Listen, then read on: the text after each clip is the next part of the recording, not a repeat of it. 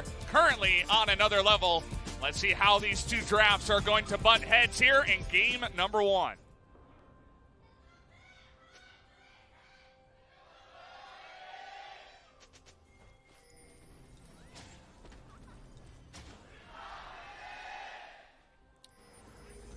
Here we go, guys. Game number 1. Not wasting any time. We're booking it. Afreeca's getting in there already. Afreeca want to get as much information as possible with all of the shenanigans pulled here. The jungle matchup changed so quickly for Dread in this game. Famous matchup against Sejuani, where someone like Ning, probably the most prominent Kiin player, after I guess Cap sported out in the mid lane back in the day and tried to make that a thing, or it was nerfed. Loves this matchup because Sejuani is a health tank. You go Rast, and guess what? There's a big sack of health for you to heal back from. Your Q does crazy damage in Rast form, but then you turn over to the Xin Zhao, and Xin Zhao actually plays into the worst tendencies as Dove is going to get a nice bit of damage in here. Trade it back. Nice little skirmish there between two mechanically skilled players. They're both going to have to chug Corrupting Potion stacks and keep going. The matchup now against the Xin Zhao is tricky because what is Kiin not good at? Not good at ganking early. Doesn't have a lot of gank presence before transformation. That's Xin Zhao's strongest point. And whether it's counter ganking or not being in position, Xin Zhao can do a lot before Kiin is really ready to go. That is going to be the goal here. As I mentioned, OnFleek, a pretty intelligent jungler, likes to get things going pretty early, but as it is pushing in the bottom lane, he is not going to go for that. He's actually invading into the blue buff as Dread is going for a full clear up in his red side jungle. Can't really skirmish against the Xin Zhao either, so you go full red side clear on Kiin to get a guaranteed level 3, and then you say, ooh, I'd love a blue, and ooh, I'd love a Rift Scuttle. And that's something that Xin Zhao will be aware of. Just took the blue buff, so it seems like Xin Zhao wants to go to his topside jungle and guarantee a 3 buff purely off matchup. This is an implied 3 buff of, well, you wouldn't dare kind of 3 buff scenarios. So there's a lot of next level opportunities here as well. Certainly a lot of that going on as Dread gets the bad news. Yep. Exactly what he did get there, as now he's got it back on a ward and not feel too happy about himself. Dove versus Ucal in the mid lane. Ucal chugging that last bit there as Dread has to come in and actually help him push the lane. Yeah, that's what it's about here, and he's going to take a lot of free damage to make this happen.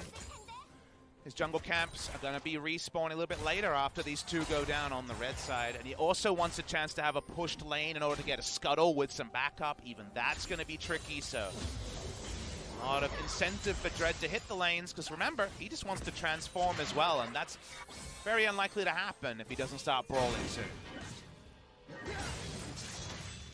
You can see that actually because of that maneuver, Dove won the trade 1v2, and then he left, I think it was just one minion in the mid lane, so a slight push and a good position for him in the mid lane. It's going to be hard for Ucal to get back on time and actually push that ahead, so good start already for that flex Lucian into the mid lane. Goes back and buys a cull, as he's very confident about the way that lane is going. The reason why it's still a successful gank, though, is there was always the potential that Dove with lane control, as Dread walks up, try to contest the smite down.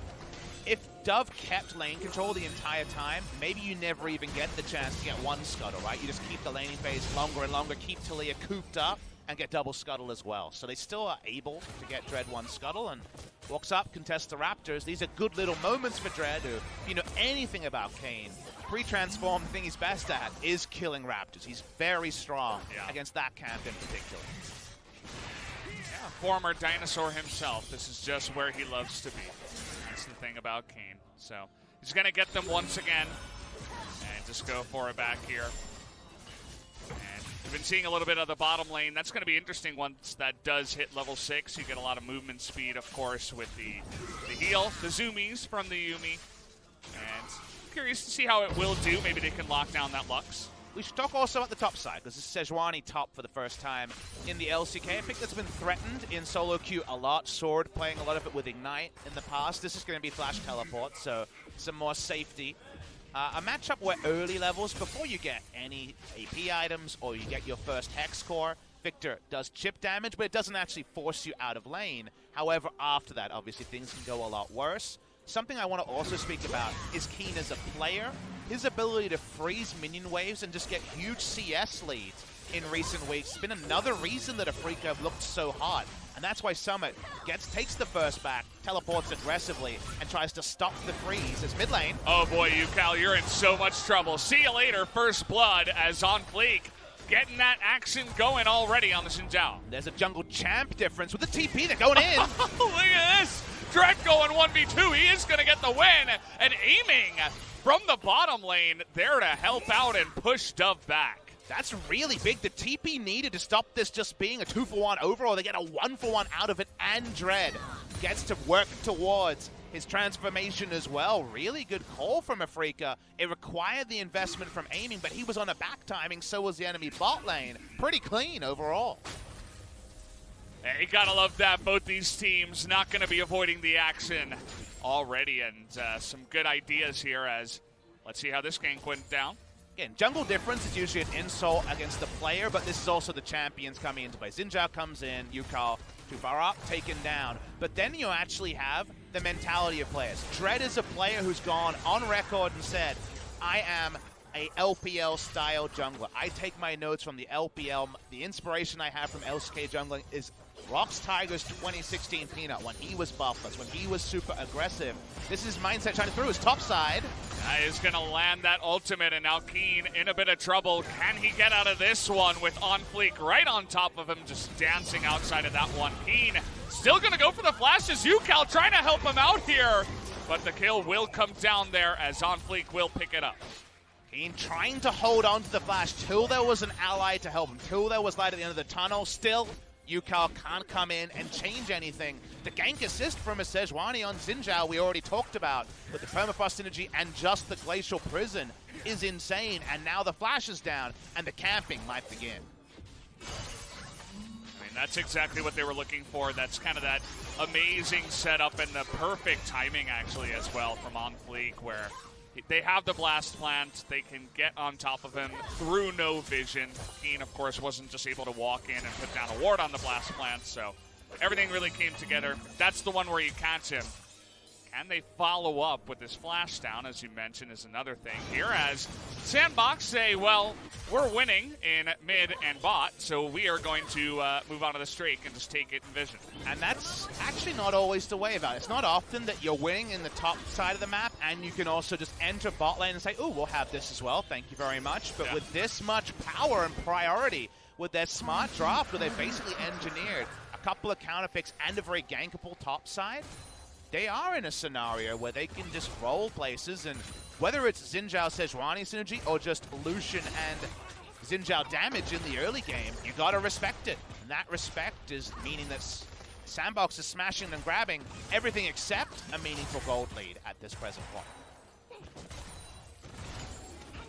Just a little bit so far. The Mountain Drake is going to be nice, of course, as this matchup definitely interesting. You would think dashing over the rocks would be a problem, but generally Dove is going to be quite okay as long as he can dash around the rocks. The Q that Talia does throw out it definitely does feel pretty good for the Lucian in the mid lane. Red has Warrior in chat, and again, really wants to brawl against melee champions to get Rast. Shadow Assassin is stronger than it's ever been before, but it's still not prioritized highly. I'd love to see it, and it does fit his playstyle as a kind of point of conversation, but the extra CC would also be very helpful for this comp that Rast provides. Still, Dread doesn't find anything, and it's another timer that's actually working against the Afreeca Freecs. It was interesting to see the maneuvers there in the top lane as Kiin was being a little bit too obvious, and Summit was like, nope, not biting that bait. And then the second that Kiin realized that Summit wasn't going to bite the bait, he moved into the river and said, yeah, the jig is up. You know my jungler's here. I'm going to clear out your control ward, get what I can. So, nice little maneuver there on the top side. Afreeca just, they feel like they've been thrown off their equilibrium, and it's kind of a cool data point to get. Remember, we've talked about how this team has been very promising. They beat Kingzone to kind of announce their arrival, but because they don't have those big shot callers and because they play super aggressively, there's always the chance that they fall too far behind and just can't actually come back in a difficult game. So in moments like this, they really need to stand up, and No Face coaching. He's the veteran, right? The veteran coach behind them, the coach of the Rocks Tigers, who went over to EDG and had success.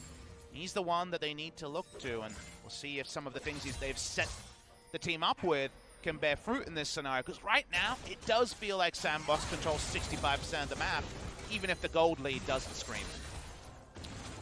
Oh, sure we'll get there soon, as Ucal really trying to go into this trade. Not sure about this one. Does have the barrier, but in the end does have to use both of his summoners as the Ignite does come out. As I mentioned before, as long as you don't dash on the rocks, you should be good to win that one as Lucian. And if you don't ever go defensively, if Dove is fancying his damage, just press the attack Lucian, he should. You're not going to get hit by the seismic shove either. So hard to predict when you're playing this aggressively. So another trade won by Dove, and they go top side. Here we go again. Oh boy, and no flash here for Kiin. Does have the stopwatch, but, well, the follow-up is going to be easy. As, okay, double stun, trying to come up here with Senan now. Are we pulling the trigger here, Dread? Are we pulling the trigger? We do have the wall as well from Ucal, but they decide against it as Dread, oh boy. He's going to go into the ult here just to avoid that stun, but has to end up flashing. And you talked about the rhythm kind of being jiggled up here, as they definitely look off the rhythm in this game, at least to start off, to the Afreeca Freecs. In the mid lane, SANDBOX move up their troops to continue to apply pressure. Dread wants to brawl, but not uses flash defensively. We talked about the bot side objective and SANDBOX squaring the lead. Well, they found something else they like. It's an 11-minute Rift Herald, and with the duo lane here, what's Afreeca to do?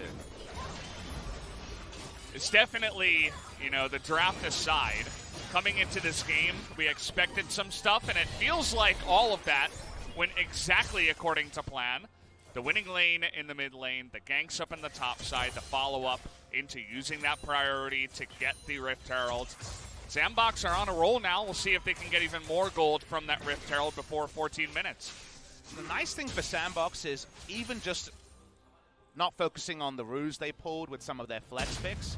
Consider that when it comes to team comps, when it comes to kind of the 5v5s, the games can often devolve into whatever nice shenanigans you pulled. They have a frontline tank, they have initiation, which can be backed up by the final chapter from the Yuumi as well. Meanwhile, Victor top, his fallback, if he's not just pushing and prioritizing lane, you know, it's kind of being a backliner, right? The Rast, when it comes in, can try to frontline, but isn't an initiator. The Talia, Ezreal can be conditional. Mid lane, speaking of Talia. Ucal, he goes in, and let's see if Dread can actually land anything here. Doesn't have his ultimate. Trujat Barrage goes wide, and without flash, Ucal had moved into the river to take out that Rift Scuttler, and he got punished on Vision. Just taken out entirely, as now here comes Shelly in the mid lane, trying to push their advantage. Stunned up for now. Where's that charge? It does get poked out. That's actually pretty big here. It does deny the turret from basically being all but dead instantly. Yeah. Nice little move there. But for sure, SANDBOX are not too worried, as a huge final chapter is going to come in. He gets two of them, and OnFleek just pokes the Kiin in the back for that extra kill. And they're just turning into this one as Sejuani wants to join on in, and Dove is going to be able to dash away with the help of Yuumi. But did they go too far, as now it's Summit against 3 and make that 4. It's going to flash and dash away, though. This is incredible, as somehow SANDBOX are able to get away.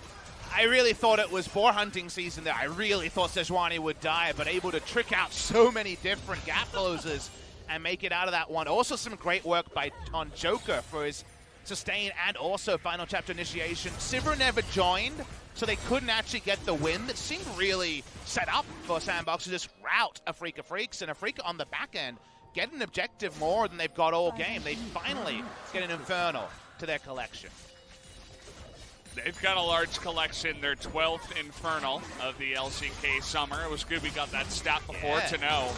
They love rolling and playing for Infernals, and let's see how Ucal gets caught here. Now this is on Vision, notice it, and yet OnFleek isn't going to be anything other than aggressive at every moment. Just goes straight in. This secondary engage, though, actually ends up being too bold because Victor's already walking down. Ezreal teleports straight in. TP had already been used by Sivir to go bot lane. So the confident secondary engage, not the burst flash over the wall engage, actually is where SANDBOX do trip up on what has been mostly calculated aggression in the first 14 minutes. The incredible escape here, as at least they weren't going to give them any more deaths. Of course, because of that play, they lose the Infernal, but somehow, you know, they could have lost a lot more. It was looking that Dove was going to go down if not for the shield from Joker, and then, of course, Summit getting away from 4 people with the surprising mobility of the Sejuani. So, nicely played, at least, to make the most of a scenario that they got themselves into that wasn't so great. Speaking of scenarios that are kind of forced, it's double AP lanes as Summit's coming to try here, obviously. Dread just wants to hit abilities on a melee champion in order to help the Rast calculation, but the fact that he misses there is unfortunate. They lose a turret on the bot side as well, so that gank, even for brawling and passive reasons, doesn't go to plan. As, yeah, Summit's just going 1v2 here as well. And he gets to stack MR against 2 AP side laners, which is pretty big for the Sejuani. Getting tanked on a budget is always a tricky thing to do in the patch, you know, 9-12 meta. So it's pretty significant for him that he can build an MR item and feel good about it. That does feel pretty good for him. You look at the side of SANDBOX, there is a ton of attack damage in their lineup. Of course, Sejuani is going to have a little bit of that magic damage, but here's the push as SANDBOX move in. They make it happen with the help of the On the Hunt. Say, we're going to take this turret, and that they do. Afreeca don't have really any frontliners, so pop the Sivir ult, you get a bit scared, you move back 200 units, and guess what? Your turret dies. So good cooldown conversion there coming through from SANDBOX. I'm just loving the fact that we're getting a Xin Zhao, and it's being used in a way that makes perfect sense based on the enemy's comp and their own comp. It's getting those early leads. They've had to fight hard for the 3,700 gold lead they have. SANDBOX is setting things up, and Afreeca, you can see, it's a struggle even for Victor, and he's usually a laning god. You can see the way Summit is playing that too. He and Kiin both know very well that Summit can blow him up if he gets a little bit too close, so he's just threatening that the entire time, as we do have Dove and Ucal now down in the bottom side, just brawling it out. And it's even worse than it first appears, Valdez, because Kiin is behind in CS to a Sejuani. Nothing to do with the matchup, purely because of the gank assist that have gone top. And now we're getting to that awkward spot where Kiin's going Iceborne Gauntlet tanky build to do extra no damage to Sejuani, and Sejuani's already ahead of the curve. Look at Dove just walk in the face of 2 of them and say, why are you even next to my turret? Get away, as he's able to ward them both off just by himself. Nicely done. Victor being the one to be forced into something, I guess, representing a frontliner or a control champion with the Iceborne Gauntlet build, doesn't really help the scenario here. So Afreeca does feel further behind than maybe even the gold suggests already. Afreeca trying to brawl, though. Yeah, you can see that Aiming really wanted to poke forward, whereas the rest of the team was reluctantly standing near him there for quite a while, but they weren't going to ultra commit to that one. So no transformation for the Kiin, unless he has it on this back. 18 minutes, there was no transformation last time we saw. We're waiting to see that telltale Rast. Nothing so far. He's just hanging out as boring old Kiin. Nobody wants to be that one, but let's see if he can eventually get here. As still just going to farm those Raptors. That's all he's been doing all game long here, it feels, as Ghost now very confidently with the Yuumi in the mid lane is going to be pushing this one out. So off and off we go. SANDBOX controlling so much of the map, pushing them between lanes, putting in the priority here. And Afreeca know they could try and all in with the Ucal, and if that goes wrong, maybe the game's just voids. They're trying to answer waves and maybe just get camps for Dread, but here we go. Dread's in trouble. Dread just hanging out and saying, no, I'm going to take my next camp, but they're denying it, as now Ucal, with the help of Aiming, trying to get on top of Dove here, but Dove is going to flash away. Summit and OnFleek looking to wrap around the backside, but taking a little bit too much poke damage. SANDBOX not quite ready to fully commit just yet, but Dread now looking to come in from behind. He is ultless, just there to help out his friends and push SANDBOX away. Nobody's going to go down just yet.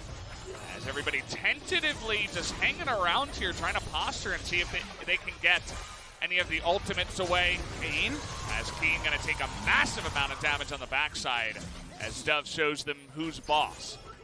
Is it posturing? Or are we going to get a further fight for the Mountain Drake? We see Xin Zhao turn onto it. Afreeca. Victor's out of the fight, but with TP, do we see a brawl now? Oh, we already have that one mountain. Gonna take it down so fast. And they're pushing on, but not quite ready to, as Kiin had to teleport behind them. Actually, no forward wards, so.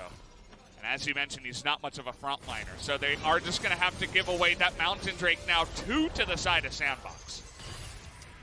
Here we go, though. Afreeca can't really get an answer. And there it is, 20 minutes, 38. The transformation finally comes into Rust. Possible that he had the Shadow form earlier and waited the extra time because a lot of range champions on the side of SANDBOX, and he was trying to desperately get damage onto the melee champions earlier.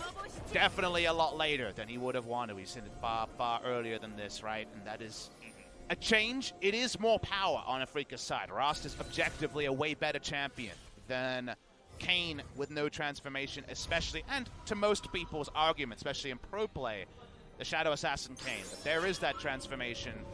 Still no second item, though. Still no Black Cleaver that I'm sure he's working on. We'll see how this does go. He's pretty consistently able to check the Baron Pit, at least, with that wall-walking ability as Summit.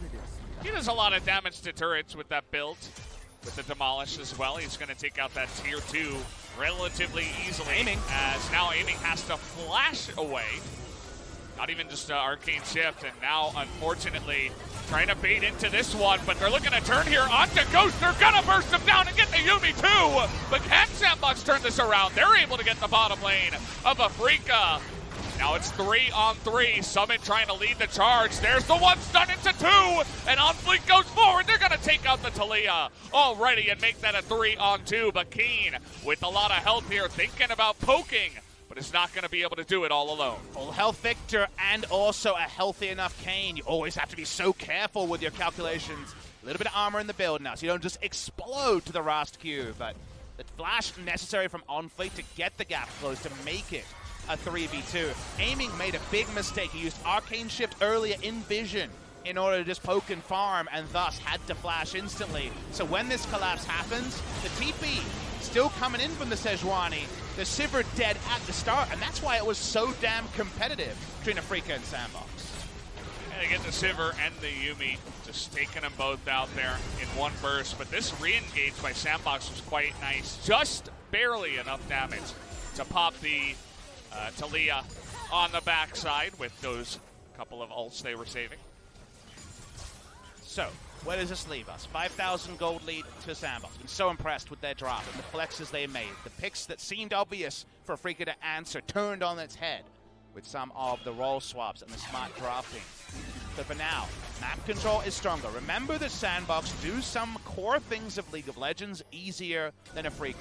They face check way easier. This Sejuani obnoxiously tanky at 2 items. She walks up, they're trying to collapse on her, but this will take some time. Okay, they get the seismic shove too. That's a nice amount of burst damage, but she's still got that stopwatch. But Afreeca trying to turn this one in, but Kiin not the best position, but doing a ton of damage and staying alive. But here's Dump from behind. He's going to do so much poke damage with the culling and make a couple of them flash on the backside. It was looking good in the beginning. And now Summit trying to get on top of Kiin here with the help of Joker. It's aiming over the wall. Summit really just face tanking the entirety of that fight. And that's only a possible play for SANDBOX and not Afreeca, because Summit is obnoxiously tanky. They can't take him down. He still wants to put up Vision so they can stop Baron. And he's going for Senan on the backside. Senan trying to get a little bit too close there. He's got a big shield. They're still trying to get in range. It's Ghost. As Ghost, oh boy. Aiming, trying to flex his muscles now, looking for that Q. Getting a little bit greedy in there, going close, but maybe they can get Summit on the backside. As the slow will come in, but bursting forward, here's Ezreal. As the action never stops in game 1 between SANDBOX and Afreeca. You have to consider that both of the Rust and the Victor are excellent brawling champions when it's not a full-on 5v5 with ricochets taking them down as they come in. In terrain like this, where they have a vision advantage, they're on the defense, and SANDBOX on the offense, you get so many rotations of the Q, of Victor's spell. So we watch the chase here. You're chasing onto an obnoxiously tanky Summit with his stasis up, with a Yuumi in pocket. He will not die. Afreeca almost take a loss right at the start here, but this brawl goes on for the best part of a minute. Dove flanking from the left side as, oh, no, we don't have time to talk about the replay. As Summit once again, he sees champion. He moves in on that champion, especially now that he's got Yuumi on his back for a lot of this game. And Amy's got no mana, so he has to get the hell out of there and come back. There's no reason for him. And I feel like Summit catches little things, like seeing a Lux walk up and go, wait, her Aftershock is down. I actually burst this champion with my skills and just a modicum of damage with something like the Abyssal Mask. And hey, I can dive into this Ezreal. He's got no mana, so it's really good situational awareness from him to get some more little advantages. What does it get them? It gets them control warp, it gets them vision pushed up. SANDBOX with a Baron. It feels like they might be able to close the game because the AFK wave clear from Victor and Talia is largely removed from it by the Baron buff. But without the Baron, there's always a chance back into the game for Afreeca. Absolutely, as a huge chunk there on a Joker. But again, that's just the cat. Not really a big deal, as it was just a nice play by SANDBOX to move on in and get another chunk down onto that turret. Any move they can make to deny vision and gain some more map control will be nice. Watching here, Summit on the sidelines. Oh, Kiin pretty fast, but Summit trying to make that engage happen. Now Kiin a little bit split away as Xin Zhao trying to get into the action as they will get the King down. And Kiin's all alone on the backside, has to flash away. No escape for him, but at least the Xin Zhao does go down for the side of Afreeca. They are going to take that 1 for 2 for now, but here's Summit looking for the re-engage, but he's got to be careful, actually. A lot of poke damage here from the side of Aiming and Ucal. And they're not scared to go for this one, as True Shot Barrage is going to go terrifically wide. Not sure where he was looking to aim that one. Maybe going for the read, as with all that poking now, Afreeca just pushing on in for a bit. By the end, after the frontliners are gone, it's no longer a frontline advantage. It's mobile poke damage. There's no Kiin this time, but Talia and Ezreal, if you keep moving, if there's no worked ground, do so much damage on low cooldown that SANDBOX no longer can deal with. Watch the difference between the teams. It's the fact that Summit can dive in with OnFleek and zone multiple out, and SANDBOX can turn on to people a lot easier because the front line is a lot more brittle. It's a tank Victor, and that's very much itemization tankiness and not kit tankiness, so Kiin goes down. But after that's over, when Summit is actually low health with no Warmog, so he can't just top up, Aiming, Ucal, and even Senan do a lot of chip damage, so that's where SANDBOX realizes their short range actually can hold them back. They got all that chip, mid to long range damage, and also the giant Lux shield in the face of them. Ucal also blowing his barrier at that moment, so they were just like, if you guys want to fight, we'll go for it right now, as we're on the hunt now looking for some members, but that'll just be a nice little play to once again finish off that mid-tier 2. Couple of ults thrown out.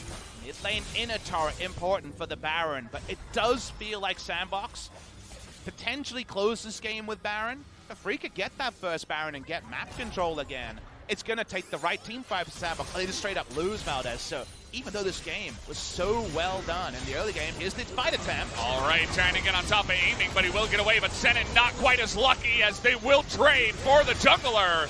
As now Summit, that front line getting ever so weak here as the Chaos Storm comes in.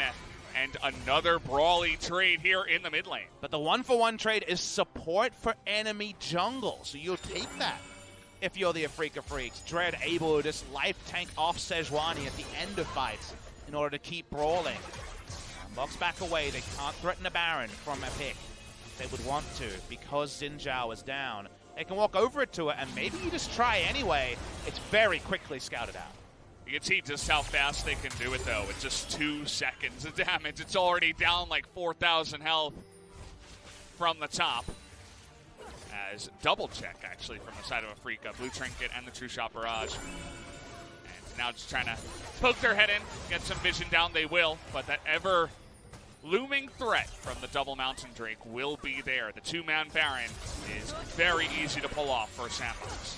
Important item completions coming. The Black Cleaver was late. Finally there for Dread. Second item at 30 minutes, but gets to add a stopwatch to it. And the stopwatch could be key. GA finished for the Xin Zhao to actually be a frontliner for longer. Also important. I want to see if Summit and OnFleek can fight, or at least force a fight, where Infinity Edge double carries can actually do damage behind it. So far, that hasn't been possible. If the enemy's coming to Baron, maybe they'll face check, and you'll get such a fight. Seems to be what they're thinking about here, as not the deepest vision for the side of Afreeca, but so many slows in the front and forcing that flash away. But once again, Senan in an unlucky spot, and down will go the jungler too. And maybe this was the moment that SANDBOX was looking for, as Summit even is gonna survive. But a nice amount of poke damage onto Summit, but it is not quite enough for Afreeca to do much. Now, Sejuani can go back, teleport back in, and they have this immediate 5v3 advantage. This is the moment where Afreeca probably is in no state to contest the Baron that SANDBOX have been craving for the better part of 10 minutes. You can see the go pings here from the side of SANDBOX, actually. They don't want Afreeca to pick up the pieces, the crumbs. They don't want that Infernal Drake to go the way of Afreeca. So they move from the Baron straight over to the Infernal, make that Elder spawn. Let's take another look at how this went down. Someone has to tank this one. Ucal flashes out, no flash on Lux. Sorry, you're dead. And Dread actually just dies before he can get anything done in this fight as well. So it's finally that fight we talked about where Sivir and Lucian can fight with their front line rather than be in a good spot because they have a stronger front line fighting with it. Well, you're getting that damage on priority members and people die very, very quickly. Big moment for SANDBOX. It blows open the game in a lot of ways, and now Afreeca really may have been pulled to the seams too far because you got to walk up against the enemy Baron. You got to contest it. They don't have that easy wave clear, and their front line is very brittle. And you could just press a couple of ults here, especially the Sivir move on up as them, but Afreeca will counter with a couple of ults of their own. Chaos Storm does come down for a bit of wave clear, as they still do have that poke, but now it's a much different scenario. They're down 10,000 gold, and they're up against the Baron. Summit is going to throw one wide there, looking for Dread on the left side. As SANDBOX actually not able to get too much of an effective push here in the mid lane just yet. It's a nice goal by Summit, but nothing else, unfortunately, on that one. SANDBOX being forced away. Afreeca just trying to use their numbers whenever they see anyone split and say, maybe we can get a collapse quickly, but it has to be quickly when it's against Baron buffs. So it's still SANDBOX pushing up all the lanes, and Afreeca with very little force in this top. Yeah, SANDBOX realizing, oh, we can just push two lanes and nearly kill aiming here in the mid lane.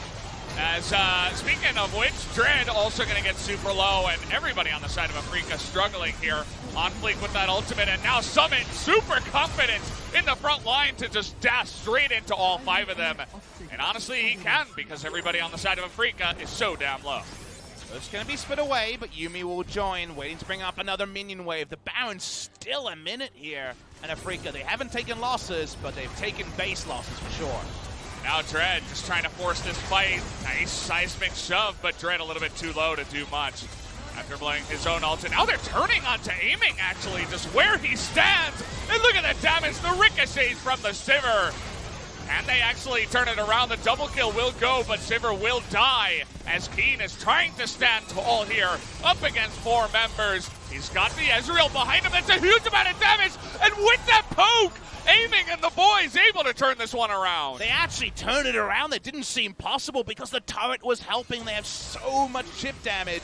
The front line goes down, and Afreeca lived to tell the tale. We're going to have to take a look at that replay eventually, but you can see how this one started. Once again, Lux kind of dead where she stands. Yes, didn't quite hit the Q there, but aiming actually gets turned on and almost dies himself. And Dread, so often this happens when you don't have an initiator on a Kiin comp, and Kiin isn't ahead, he's kind of behind. Just gets caught in the crossfire and can't do much. And you just assume this is going to be a replay of the ending of the game. I feel like this is where it's going to end. Watch the turn here, because the turn actually is really smart. Dread, as you can see, deals so much from Sejuani. You think this is over, but it's a really smart turn onto aiming, because Summit just nails him with the Glacial Prison. You think, okay, now this is going to be the moment where the game ends, but there's no pressure onto aiming Senan and Kiin, and their low health bars are only a threat from super minions, nothing more. Not enough range on these carries, outranged, and that long range keeps them alive. I love the Zhonya's timing there from Kiin. I think it must be a Zhonya's by now. No, yeah, it is, as just baits them way into it. They lost their Sivir by then, and as you mentioned, just didn't quite have the damage to finish them off. A fantastic play to hold that Baron play down 10,000 gold so far to just the one inhibitor. But here comes SANDBOX once again. looking to make their push into the bottom side. Remember that the turret still being up and the fight already having occurred is why there wasn't pressure on that backline. Recreating that, initiating like that is impossible for a comp like this. So Afreeca have to be so careful about where they fight. Oh, here we go. Righteous Glory from the side of Summit, but Kiin gonna do that damage. A really nice wall to get Sejuani on the opposite side, but Ucal getting a little bit too low. He's forced to back away. There's the slow and another perfectly timed Zhonya's. And Afreeca stepping up to the plate saying, get away from my friend. Looking to actually push forward here and continue that fight. But they do have super minions knocking on the door of those Nexus turrets. Seems like SANDBOX desperately need either a Warmogs on Summit or for him to have TP to come back in to be a frontliner a second time, because his first health bar is getting blown up by Kiin and friends on the side of Afreeca. He's still not strong enough to try to re-engage, and that's actually causing them some issues when it comes to attacking the hardest objectives, breaking the base. Dread here just scouting in the front. And I love casting these two teams. They never stop fighting as Double Mountain. They're going for the Elder here. It's getting way too low. No chance for Afreeca to try to steal that one. Ucal in a bit of trouble, but Summit now all alone on the right side. It looked like SANDBOX zoned out here by the Chaos Storm. And now they're in a bit of trouble as Kiin and the rest of the team. But the turn here from SANDBOX, is it going to be good? Looks like the answer might be no, as Kiin is going to go down though. And now they are going to find that Lux as the push on in from Ghost is going to be good enough for SANDBOX, and they will be able to rout the team of Afreeca. The Joker reads the final chapter to aiming. He's stunned, he goes down, and this should be the moment where SANDBOX close it. Valiant attempt to hang on, but that's all it was by Afreeca Freecs. An absolutely great try here from the side of Afreeca. I don't think there's going to be much that Dread can do. Let's see if he can. Nope. Well, that's going to be a dead Kiin. It was a nice pick. It was good for game number one, but didn't do what they needed it to as SANDBOX